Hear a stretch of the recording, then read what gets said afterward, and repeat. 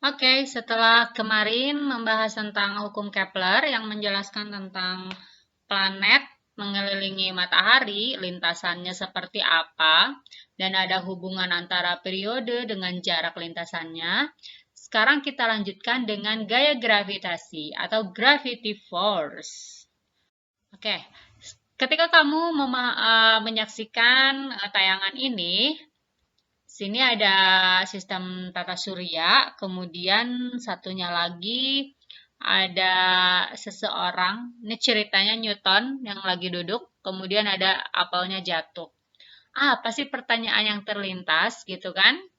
Nah, ketika Kepler itu menjelaskan tentang gerak planet mengelilingi matahari seperti apa lintasannya, Newton merasa tidak puas dan dia ingin mengetahui apa sih yang menyebabkan si planet-planet tersebut tetap berada pada lintasannya saat mengelilingi matahari. Buah apel jatuh ke bumi. Planet tetap pada lintasan saat mengedari matahari. Apakah ada kesamaan? Ini yang dibahas ya.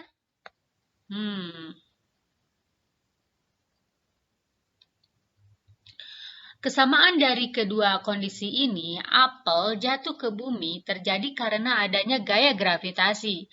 Planet bergerak mengedari matahari dan berada tetap pada lintasannya juga akibat adanya gaya tarik gravitasi. Jadi, kesimpulannya keduanya penyebabnya adalah ada gaya gravitasi. Lalu apa sih gaya gravitasi itu?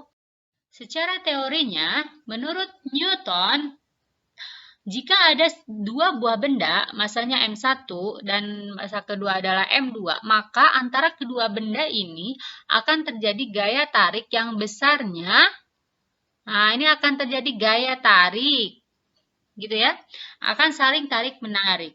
Yang besarnya akan sebanding dengan massa kedua benda. Jadi kalau semakin besar massa bendanya, maka gaya tariknya akan semakin besar.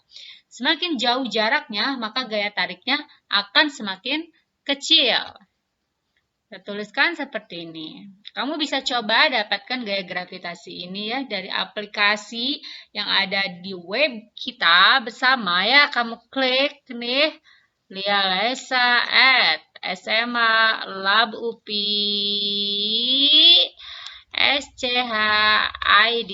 Nah, di sini kamu cari tuh ada animasinya bagaimana sih gaya ini bisa sebanding dengan massa dan bisa terbalik dengan jarak. Berapa konstantanya? Konstantanya adalah 6,672 kali 10 pangkat min 11. Kamu cari tahu tuh dari mana asal konstanta itu. Oke, jangan lupa juga jarak ini kita harus hitung dari pusat ke pusat massa. Oke, lanjut.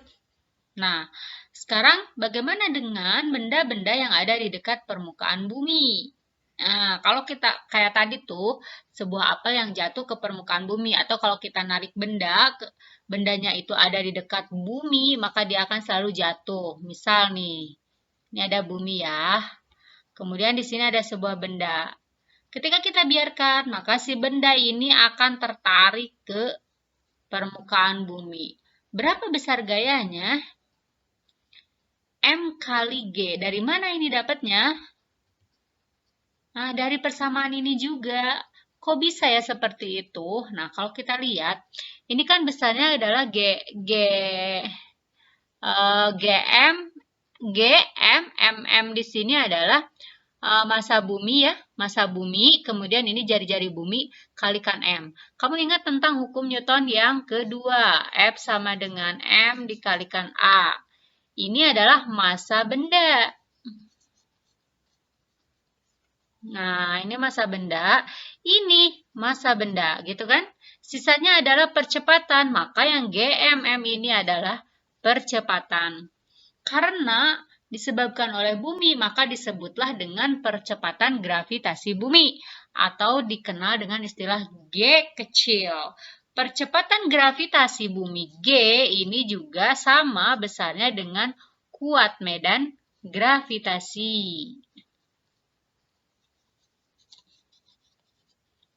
Oke.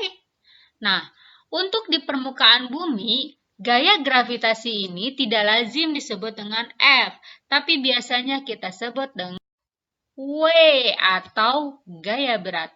W. Nah, gaya berat di sini adalah gaya gravitasi, tapi biasanya kita sederhanakan W ini dengan M kalikan G. M ini apa? Massa. Dan G ini adalah percepatan gravitasi. Percepatan gravitasi. Berapa besar kecepatan gravitasi itu? G sama dengan 9,8 meter per second kuadrat. Oke, thank you.